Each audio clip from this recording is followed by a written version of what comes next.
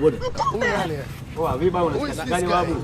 Ndio bwana tunapishana nini sasa mfano chap mwanangu hapo. Sawa tunafika huko unashikaje? Vipi? Alikuruhusu leo ushikashike bega baba. Kwani bibi wangu? Sio vipi unashikaje bega? Ngoma kawaida hayo. Kawaida kuhusu nini? Kawaida kwako mimi sio kawaida. Kwangu mimi sio kawaida babu. Unashikaje bega? Kuna mnazingua. Sio bwana unazingua, unashikaje bega? Unashikaje bega? Mimi nataka niwahi mwanangu. Ndio tatizo unashikaje bega? Kwa nini unishike bega?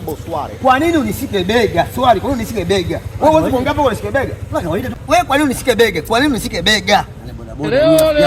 Babu sikiliza babu. Nyewe ndio nyewe ambao mnakuchukua vitu vya watu bwana. Sawa? Mimi sema masala kabisa na unaume wangu. Sitaki kabisa masala kabisa. Wewe asikia. Hii ndio heshima ya nyumbani. Sawa? Hata masiara kabisa na mimi babu. Unashikaje bega? Unashikaje bega? Basi aishi basi. Sio basi aishi. Unashikaje bega? Jibu kwanza swali. Unashikaje bega? Mimi timu mwenzangu basi. Unashikaje bega? Subiri kwanza, subiri ngoja kwanza. Ndio, amchelewe kuondoka navyo nyinyi. Ngoja kwanza kabla ya yote. Ngoja babu. Wewe sikiliza, mimi siangalii mwili huo. Mimi siangalii mwili huo babu, siangalii mwili huo. Hizo nyama tu. Unajua wananchi wananchi wanapiga. Na watakupiga kweli kama mimi. Wewe sikia. Wewe ngoja niangalie kwanza mazingira. Usiletee ubishi babu. Sikia nyama tu babu. Wewe mzee.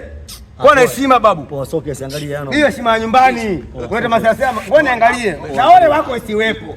Ole wako isiwepo. Sasa ushakupigwa? Ushakupigwa? Angalia mwanangu soke. Ushakupigwa? Mambo sio mengi. Wewe angalia. Ole wako isiwepo. Mambo sio mengi. I wonder. Chelewe ngoja hakikishe vizuri. Angalia mambo sio mengi. Mbele huko. Kachukua barabara amekuwa mbele huko. Wewe mshenzi, wewe sikio tuchukue nyingi za watu wengine sio nyingi zangu. Shenzi hii si wa nyumbani. Wewe.